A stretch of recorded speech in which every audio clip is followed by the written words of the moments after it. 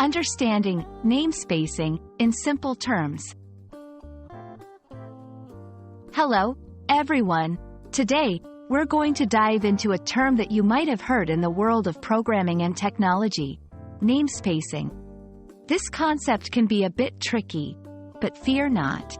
We'll break it down together in a way that's easy to understand, even if you're not a tech expert.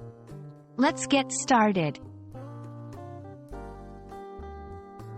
At its core, namespacing is about organizing and categorizing code in a way that prevents conflicts. Imagine you're in a large library with thousands of books but no organization system. Finding a specific book would be a nightmare. Namespacing in programming works like a library's categorization system.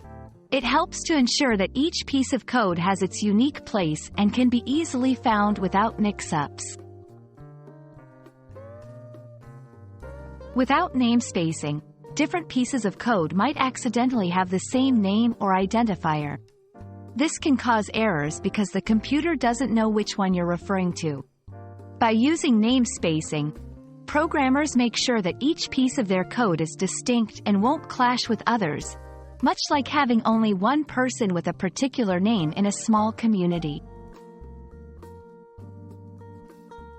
To make it simpler, think of namespacing like organizing your contacts in a phone. If you just saved everyone as Mike or Sarah, you'd soon be confused. Instead, you use last names, nicknames, or even their job titles to distinguish between them. Namespacing in programming does something similar by giving unique and specific identifiers to different parts of the code.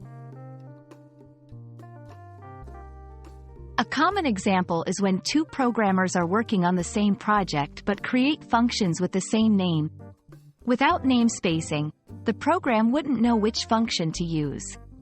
But with namespacing, each function is part of a different namespace, and it's clear which function is being referred to. I hope this video has helped you understand the concept of namespacing in a clear and simple way. It's a fundamental part of programming that helps keep code organized and error-free.